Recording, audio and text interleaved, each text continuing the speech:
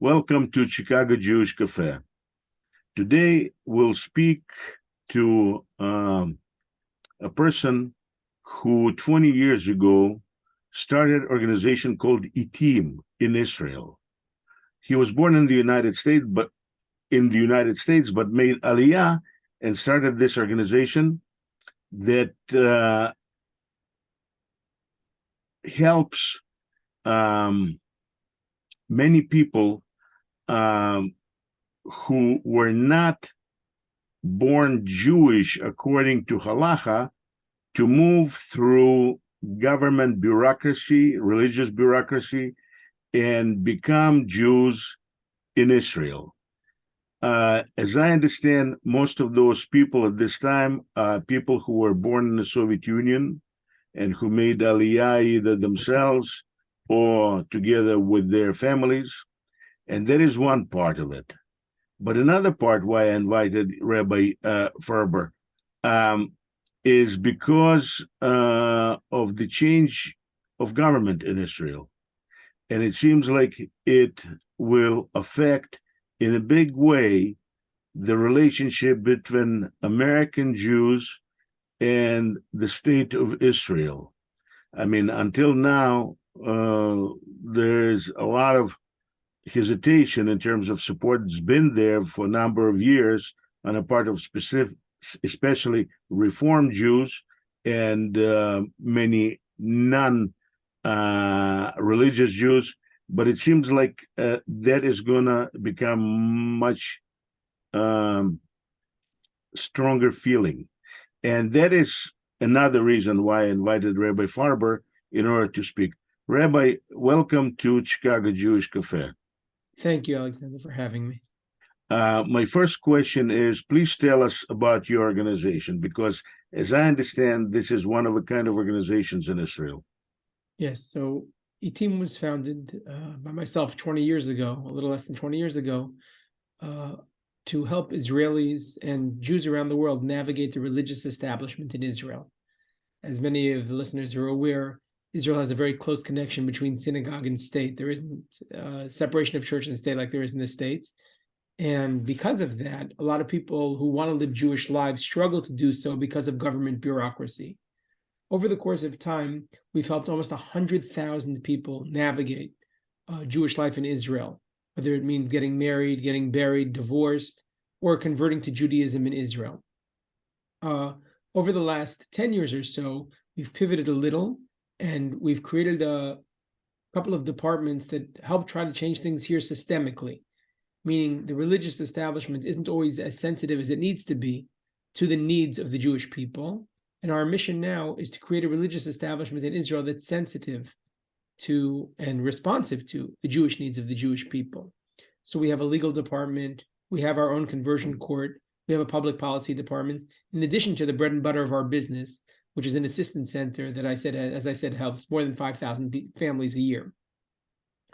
So that's basically the history of ITIM. On a daily basis, you can walk into our office. We have 27 people working for us, and you can walk in and see families coming in who are trying to get married, or people calling on the phone. A dear one just passed away, who are struggling with the religious establishment in Israel, and we can help them navigate the religious bureaucracy here. What is the problem? Somebody dies. What is the problem that you are trying to help with? So unlike the States, where if you're a member of the Jewish community, you'd go to your local rabbi or funeral home, here it's all government oriented, meaning you don't know the people, you're not paying them. In fact, a burial in this country is free. People don't know and don't have the tools to be able to navigate how to do a thing Jewish. They don't have synagogues or rabbis they're associated with. The religious establishment is basically a bureaucracy. So you don't know how to buy a plot, you don't know how to, or if you want to buy a plot, you don't know what's going to happen at the ceremony. If you want to set up a house for traditional Jewish mourning practices, Shiva, you don't know how to do that. So we can help people do all those things. We have a wide network of volunteers that helps people through those difficult moments. But again, it's not only in the sad moments, it's really cradle to grave what we do. Sometimes we're helping people. I'll give you a great example of something that we've changed systemically, which is a very sensitive example, but it's one that's been in the news a lot lately. Rabbi, I'm sorry. When we talk about you helping those people, we're talking about you helping religiously unaffiliated people, right? Yes. Okay, It's true that because most of the people, 90% of the people who turn to us are religiously unaffiliated, but they're forced or coerced into having a religious ceremony. And then what's interesting about Israel is that it's a fundamentally conservative population. Most Jewish Israelis are still very interested in having a religious ceremony for marriage, for burial, for conversion. And I would even go so far as to say not just religious, but orthodox religious. And yet they feel very, very disenfranchised by the religious establishment that's part of the government. And because of that, having someone who's able to navigate for them or help them navigate makes it much easier. It makes them be able to live meaningful Jewish lives because someone is there for them. So on a systemic level, we've been able to change laws in this country that mandate the way people are buried or the way people are married or their capacity to prove their Jewishness for the purposes of marriage. When it comes to marriage, for example, here's a good example. We inherited in Israel, in this amazing country that we share with the Jewish people, we inherited a Turkish law that enables people only to get married in their religious denomination. So Jews can only marry Jews, and Catholics can only marry Catholics, and Muslims can only marry Muslims. But if a Jew comes and wants to marry a Jew, they have to prove their Jewishness to the satisfaction of the rabbinate. So many people, the listeners, are aware of the birthright program. When it comes to the birthright program, even when it comes to emigrating to Israel, the threshold for proving Jewishness is one thing. But when it comes to getting married, it's a whole different ballgame. So you might have come on birthright, or you might have made aliyah, emigrated to Israel, and you might even be registered as Jewish in the population registry. But when it comes to getting married, you kind of have to begin that process again. And thousands of Israelis every year are sent to rabbinical courts to prove their Jewishness because their Jewishness is questioned by the religious establishment. So imagine you have this great life, you've grown up in Israel, your parents are immigrants from the former Soviet Union or from the States. You grew up in Israel, your parents, again, were immigrants. You served in the army, you're in university, you meet your partner, and you walk into the rabbinate and they question your entire identity. They say, prove you're Jewish. And no, it's not about you, it's about your parents having to prove you're Jewish. And you say, but what am I? I'm nothing else other than Jewish. And then the kind of hoops that you have to jump through in order to prove you're Jewish sometimes can be very, very, as I said before, disenfranchising. So we've been able to change the way that's happened to a certain extent, not as much as I'd like to happen. We've been able to change the way the rabbinical courts relate to people. We've been able to change the way, the kinds of tests, if you will, that people go through in order to prove that they're Jewish. And slowly we're making Israel a place that's more respectful and more responsive to the Jewish needs of the Jewish people. 7 years ago, you established Giyur Kehalacha Conversion Court Network. What does it do? So one of the great challenges of the state of Israel, which in my humble opinion is not just a religious challenge, but it's actually a moral challenge, is that Israel has opened up its gates until now very, very wide to the broad Jewish people. And that includes people who have even one Jewish grandparent and not both parents Jewish. And from the perspective of the state of Israel, that is a fabulous thing that has promoted the Jewish people coming to Israel and feeling connected to here. The rabbinate, who controls marriage in this country by law, has a different definition, as I mentioned before, about Judaism, and that is the mom has to be Jewish. And because of that, you have hundreds of thousands of people in this country who have emigrated to Israel. They're full citizens, they pay taxes, they serve in the army, etc. And yet when it comes to getting married, they're unable to get married. In other words, they don't have full rights. We're talking now close to 500,000 immigrants, primarily from the former Soviet Union, who made Aliyah, who emigrated to Israel as Jews, but are registered in the population registry as no religion because their moms aren't Jewish. And Orthodox, traditional Orthodox halacha, Judaism is transferred through the mom, patrilineally. And because of that, even though they're fully Jewish, they're not able to get married. One of the great challenges of the state of Israel, the modern state of Israel, is trying to enable those who want to be fully part of this part of the Jewish people. They're fully part of the full body of the Jewish people, but also be able to get married here. And the way to do that is to enable them some form of conversion to Judaism. I don't like to use that word because they're already Jewish from the perspective of identity and anthropology. Their fathers are Jewish. Right. Their fathers are Jewish. Halacha, the way Orthodox interpreted, actually calls them orphans. I wouldn't call them orphans, but it is important for me to note. It's really important for me to note that in Israel, this cuts across not just Orthodoxy. Orthodox, conservative, and Reform movements actually share this in Israel, which they don't share in America. It's in America, the Reform movement has a definition of Jew that involves patrilineal descent. In Israel, the Reform movement does not accept that definition. And because of that, all the movements together have a challenge on their hands, which is if we want to enable people, again, from a moral, not just a religious perspective, to be fully part of the Jewish people, we need to come up with some sort of conversion system that would do it. Over the course of the last 20 years. So your grandmother on your mother's side can be Russian Orthodox woman that converted, and the Orthodox, the rabbinate, will still recognize a grandchild as a Jew. So if your Russian Orthodox grandmother converted to Judaism, no, she did not convert. Rare. She was born Jewish. Rare. She was born Jewish. She became Russian Orthodox. That's an interesting nuance, Alexander, because someone like that who converted out of Judaism, it's much more complicated for them to make Aliyah in the first place. Because of the state of Israel, but not because of the rabbinate. Right. But here we're talking about people who didn't convert out of Judaism in the former Soviet Union, as you're well aware. Most people didn't convert one way or the other, right? But there was a tremendous amount of intermarriage. This is an enormous challenge for the state of Israel.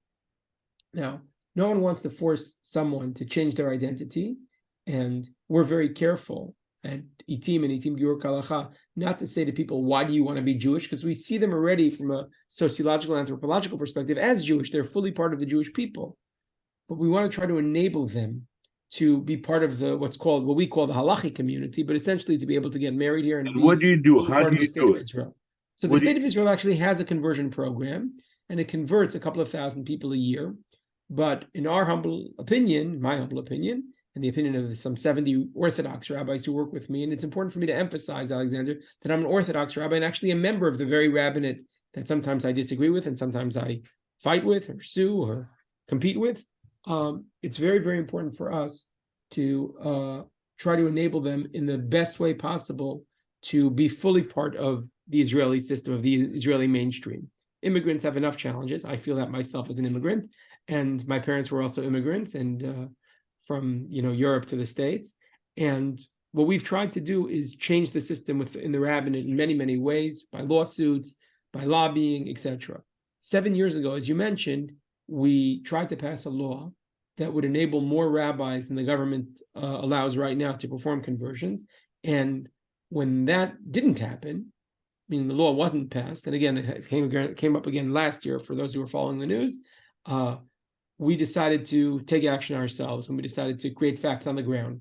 So we began with 6 rabbis performing a series of conversions for a number of families. And now we're up to close to 1,800 conversions. And we have 70 rabbis, Orthodox rabbis, that are supporting our efforts, many of whom who work for the state of Israel. Even though I'm a member of the Israeli Orthodox rabbinate. I have my own opinion about what you do, but my question is this. Are those converts recognized as fully Jewish by rabbinate?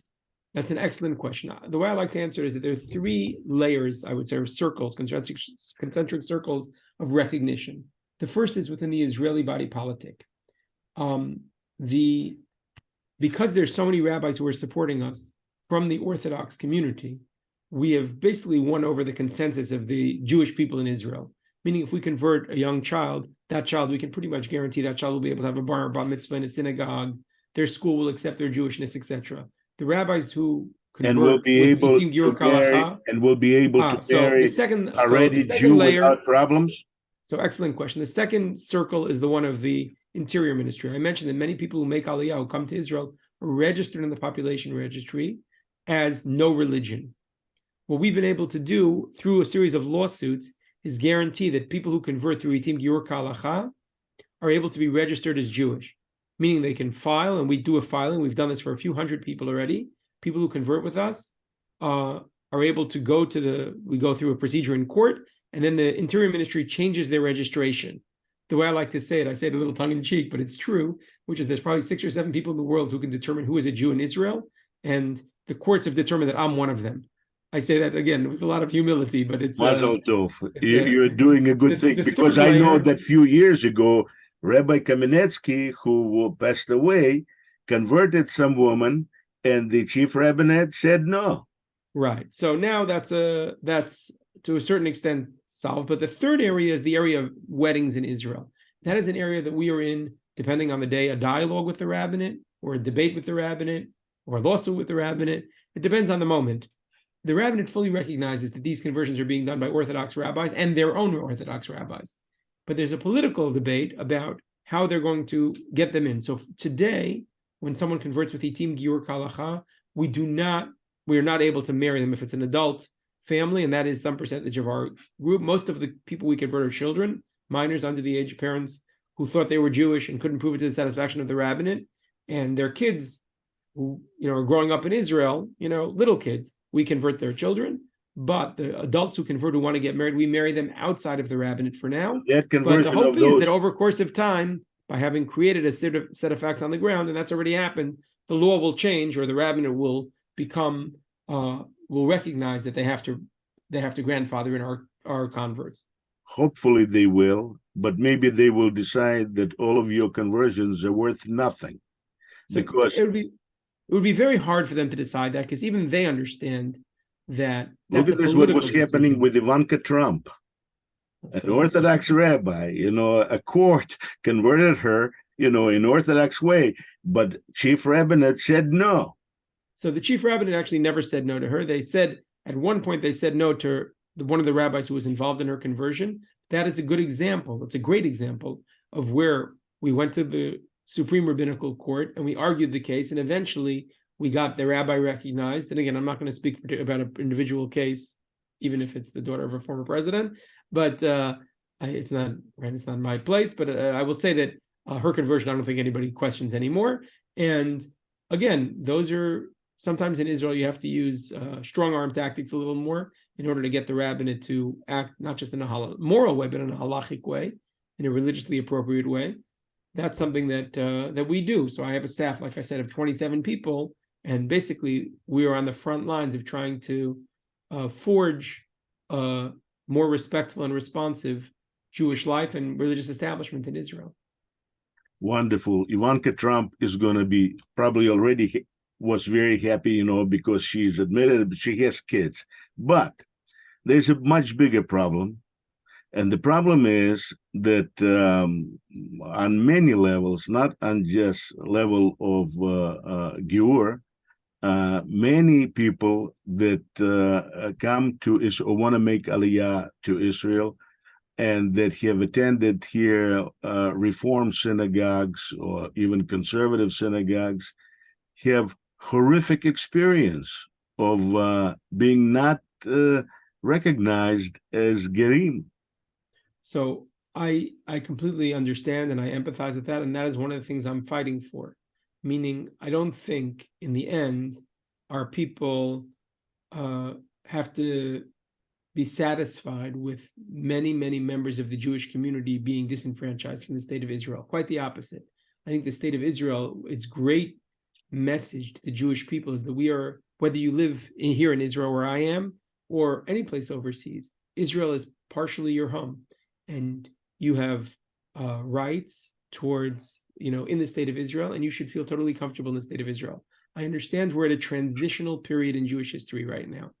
We're at a moment of transition, and I hope that the kind of disenfranchisement that you're describing is a bump on the way to a better future for all of us. And again, this will probably transition us to the discussion about the present government. I understand the sense of dissatisfaction and frustration and even infuriation about people who feel like their identities are being challenged. This is just the beginning. They have not done anything yet. They just, Right. Are coming in. By the time they're going to get in and they're going to do things, then it's going to be a big, big tzuras. So I'll address that in just a moment, but it's important for me to say to people who feel in the Reform community, or the conservative community, or even the Orthodox community, feel disenfranchised from Israel, I understand and I empathize with your situation, and we've helped thousands of people navigate this, and we're happy. ITIM is happy at any time to help people navigate this. I think we're, like I said, we're at a transitional moment, and because of that, we have to be patient. We have to understand that Israel is not 75 years old. We're going to be celebrating Israel's 75th in a few months, but Israel's not 75 years old. We're 75 years young. And because of that, we have to be patient. And if it's not us, our children, but as long as we're committed members of the Jewish people, Israel's great promise to the Jewish people is that we're a homeland to all Jews.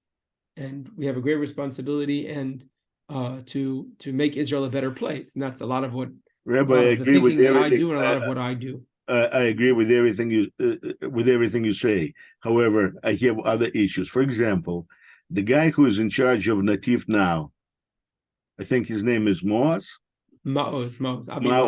yeah. And from the party, I think Noam. Yes. Which is what, a pleasant party, a pleasantness. So he's going to bring a lot of tourists to Russian Jews because Nativ is very active in Russia today. Yes, correct. So Nativ is the group that's in charge of the immigration from the former Soviet Union. Avi Maoz actually has a very interesting history with the Russian Jewry movement. He was very, very involved in the 80s in helping immigrants from what was then the Soviet Union come to Israel and settle in Israel. But over the course of time, he has become radicalized. There's no two ways about that. I can't say that I'm sitting comfortably right now, just waiting for him to take over the reins and have the keys to the immigration from the former Soviet Union. That being said, I want to make two comments. One is that we have to wait and see how the dust settles here. Even though there are agreements that have been signed, nothing has been implemented yet. Maybe that'll happen in the coming days or weeks, but right now nothing's been implemented. And the second thing to recognize in terms of providing some sort of sense of hope is that sometimes when people get to positions of power, when they're given responsibility, they recognize in the world is a little bigger than what they thought their ideology was. So again, I'm not particularly confident in Avi Maoz. I'll be very frank with you, Alexander, that as part of his party's campaign, he attacked ITIM and ITIM Giyur Kalacha directly as part of their campaign. They got votes by attacking. He attacked you. He attacked me directly. So there's no love lost between me and him. And that being said, I still have a lot of confidence that the bigger story in the state of Israel is a story that will win out. And it's a story of embracing Jews from around the world and descendants of Jews from around the world, and bring those who want to come back to here and see this as their, not just their spiritual home, but their physical home. We will find a way for them to get here and be fully part of the state of Israel. Well, I look forward to it. The only problem for me is this. The way I read Talmud and Torah regarding the issue of who is a Jew, specifically Kiddushin 68b, I do not agree that those people who are born to Jewish fathers and non-Jewish mothers need to convert to be Jews. So it's a great question. And as I said, the reform movement in the States does accept the patrilineal definition of Jew. And because of that, because I see Reform Jews as part of the body of the Jewish people, I can't simply dismiss such an approach, even if my halachic position is not that way. I think what we need to do today is be more practical. We need to be practical in terms of understanding on two dimensions of what Jewish life is. On one hand, we have an Israeli Jewish community that still, for the most part, I would say, sees halacha as a definitional dimension of Judaism. And we have the broader, or what was developed as orthodox halacha, I should say. And that's not to say the reform movement and the conservative movement aren't significant here. I'm not denying halacha. Right. I'm firmly and we have a body, and then we have a population of Jews around the world who don't see that as doesn't see that as obligating them, and are people who are very intelligent, who see themselves very much, who have very strong Jewish identities.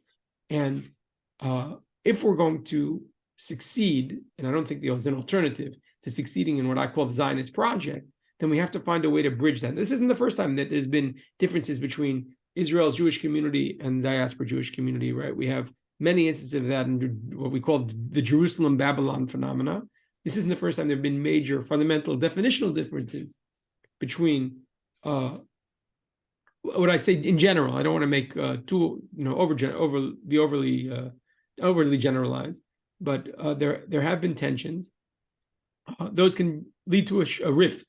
I don't want that to happen, and I'm working very hard to make sure that doesn't happen. But the rift is already I understand happening. that individuals and even movements don't accept the same definition as the one I'm describing. I believe those rifts, as much as they sound fundamental, and they are fundamental, they are significant, but they're overcomable if we both understand, not me and you, but if the communities understand that we have a shared destiny. And that's, I think, what can we do in order to affirm the idea of this shared destiny? Because I certainly agree with you 100% that all Jews are part of one united people, regardless of what we believe or what we think. We're born to Jewish parents and we're united by Torah. So I think one of the things to do, the first thing to do, is to not get caught up in the dirt of the day. Meaning when things like, when there are blips on the screen, right, they shouldn't bother us too much to forget the fundamental story. So before we talk about particular actions, like get involved or, speak up and stuff like that, the first thing to remember is that we have to be positive about the moment we're in, and not to put it in perspective, right? There's a much broader arc here, and the arc is a very, very positive one, leading to a very good direction, and leading to something very, very positive for the Jewish people that we haven't had in almost 2,000 years. So I always say my takeaway, I want people to walk away saying, Farber said 75 years young. That's the first thing. So always bring things in perspective. The second thing is to study. I think people, especially people from over there, should be visiting Israel. And even if you're not visiting Israel, going online and learning about the issues, learning about the organizations, the nonprofits, and the government, and figuring out places where there's moments of connection. I think those are really, really important moments. And there's a lot of grassroots efforts going on, particularly with immigrants from the former Soviet Union, to try to change things and to try to make things broader. That's not to say that sometimes they fail or they go backward. But there's a bigger, urgent problem, I have to say. And the problem is this. A lot of Jewish organizations now are lining up against this new government. And because most of Jewish organizations and most of Jews are part of Democratic Party, they're basically giving a free hand for enemies of Israel, anti-Zionists, to do through American government a lot of harm to Israel and thus to Jewish people. I think that one of the questions is, how do we define harm to the state of Israel? That's a broader question that we're not going to have time for today. But I say, for example, opening the consulate. I do feel strongly that people have to, in other words, that some of the things I've read in the last couple of weeks about coming out against the state of Israel, while I understand the pain and I understand the frustration and the infuriation, I understand all that, but some of those people are forgetting to put it into context of the bigger arc. And I think when we put it in the context of the bigger arc, yes, there's pain. Yes, there's frustration. Yes, there's disenfranchisement. And at the same time, these are growing pains. These are growing pains, and we have to just be prepared. And really, I think when you think about it, it's obvious. These are growing pains. It's not dying pains. Correct. It's growing pains. That's a good way to say it. That's an excellent way to say it. This is good. But, I also would like, to round up our conversation, but I would like to get some idea as to how these problems, because, Russian Jews brought, what you say, according to rabbinate, 500,000 non-Jews, to Israel. And but American Jews, if something, God forbid, happens in the United States, may bring even more non-Jews to Israel. That is not a worry for me. No, it's a worry if something happens. Not worry for you at this time. We're happy to welcome immigrants from the former Soviet Union who made it to America. My love and passion for the cause of Russian Jewry goes back to literally when I was 5 years old or 4 years old and marching on, at the UN to free Soviet Jewry. And I always talk about the fact that my first Well, appearance in the New York Times was in a prisoner uniform when I was 5 years old, you marching in appeared front in of New York. the You appeared in march. New York Times. I've been a number of times in the New York Times, but the first time I was there, I was wearing a prisoner uniform, standing at the UN with a sign on my chest that said "Free Soviet Jewry." What year? And in 1972 or 71, even maybe. And we'd be happy for those who want to come. We I hope understand, there but won't be any more anti-Semitic incidents that cause people to come. People shouldn't come because they're running. They should come because they want to or they don't want to, and that's fine also. But yeah, but if you're absolutely American correct. Jews are running to Israel, it means Israel lost the greatest supporter in the world. Correct. There's no that's a good observation. Israel, I think, will relies on American Jewry and needs American Jewry and should want and should love American Jewry. America is the biggest Jewish population in the world, the second biggest, and we have a great responsibility to see American Jews in all the different forms and traditions as part and parcel of the Zionist narrative. It's not like we have no alternative. It's our destiny. Yes. So in that sense, I think that so if no people solution. Come here, if people want to come here, they will find a home here. If No solution along the way, no there solution. will be. We'll fix it. No solution Right? no solution for reform or reconstructionist or conservative converts when they come to Israel at this point, right? So there's a number of solutions. I don't want to. First of all, I'm not a believer. You probably figured this out about me. The word "no solution" does not exist in my vocabulary. Excellent. Okay, those people, and I speak to them every day, who went through a reform or reconstructionist or conservative conversion in the States and want to come to Israel, have two choices when they come to Israel. Two basic choices. One is they can say, we're going to live without the religious establishment's imposition on our lives. And that's fine.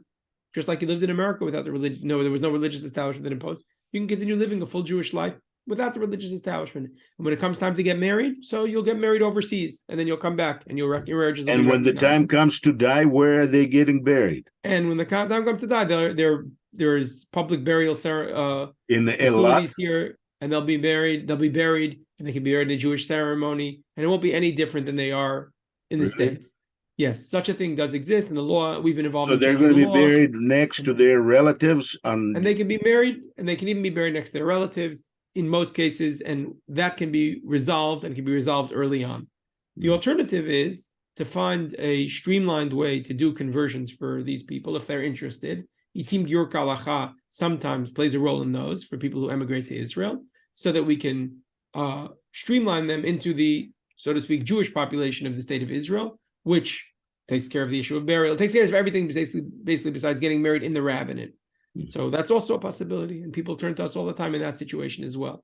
But like I said, we're not the only solution. We're one possible solution, but people turn to us often, and we, again, in each case needs to be navigated, and we need systemic solutions as well, so that people can feel less disenfranchised and more part of this. I just want to remind everybody as we finish up that this is right. Like I said, you can have a second. This is either your primary home or your second home. But because it's your home, we have a responsibility here in Israel to make sure that everybody feels at home here. In 1973, Sephardic rabbi, who at that time just became a chief rabbi or whatever it is, and the main rabbi in Sephardic community, Rabbi Yosef, what was his name? Ovadia Yosef. Yes. Ovadia Yosef, yes. He declared that Ethiopian Jews are fully Jewish. In 1973. Now, we know that Ethiopian Jews throughout their history went only by father, patrilineal descent, period. No matrilineal descent of any sort. So it's a great example. It's a fabulous example of how, for one specific community, when there was a need, so the halacha was able to respond creatively. Okay, so one group of the Ethiopian immigration wave came in without having some sort of, again, I don't like to call it a conversion, without having some sort of procedure that they went through to make sure that they would be totally streamlined. When, for all sorts of reasons, which we don't have time to go into now, that changed at a certain point. And now the overwhelming majority of the Ethiopian Jews who come on Aliyah go through a very, very quick and I wouldn't call it, it's for some people it's a little onerous, but for most people it's a very straightforward procedure where they go through a mikvah, right? They immerse, and then they get a certificate that they went through a conversion, and because of that, they're able to be fully streamlined here into the Israeli population. That's a good example of something that could happen. Again, is it offensive? Part of it is but on the other hand, when we look at it long term, we say everybody has to pay a price in order to be able to streamline the Jewish community, make sure that everybody feels comfortable with everybody. And rather than pay that price down the road, I'd rather pay that price up front and just move on. And they do it collectively as a group. They don't do it individually. Right. Now they do it each one is an individual, but correct. They can, there's a procedure that's been put in place. And again, I'm not saying that's what we have to do with the Reform and Conservative movement or their converts or etc. I'm not suggesting that, heaven forbid. What I'm suggesting is that should that need arise on a more systemic level, I feel it again on a personal level, then we will have the halakha is very, very creative and dynamic and has ways to come up with solutions so that the Zionist narrative can continue. Who is the main in terms of rabbis? I understand that you're a rabbi, but you are more like practical rabbi. There has to be some, rabbis that study, Talmud, that study halacha, that issue rulings. Who among rabbis in Israel is in line with your type of thinking? So there are many, many, many rabbis that do this. I'm also, you can't be a rabbi without being what they would call a scholar. You're also a scholar. That's good. But there are many, many rabbis. We started this with one of the great scholars of the previous generation, the ITIM Giyur Kalacha. We started with Rabbi Nachum Rabinovich, who was a very forward thinker, and he published before he passed away a couple of years ago. He published hundreds of response literature about these issues, particularly about the conversion issue. He was exceptionally sensitive to the times and someone who, we can very much rely on. There are rabbis around the country, heads of yeshivas, even rabbis within the chief rabbinate, who very, very much see things in the way that I'm describing them here. And again, there are other rabbis who don't see it this way at all. And I don't want to pretend that they do. I know Rabbi Lau is not one of them. No, he is not one of them today. And he is the chief rabbi today. I mean, his father was vastly better as a human being than his son. I don't like to give people points for their human qualities because I don't know, I don't know. But as a rabbi, in my book, Rabbi Lau, there have been rabbis over the generations that we could rely on more. And today, I feel like there's a certain amount of within the Israeli chief rabbinate, less sympathy towards some of the causes that I'm talking about. Rabbi, I want to thank you very much for your time. It's really my pleasure. And like I said, we have as a people, we have big challenges ahead of us, but we also have incredible opportunities. So I thank you for your work. You're on the front line. Yes. Thank you very much. Have a wonderful day. I thank you. You have a great day and the best. Okay. Bye-bye.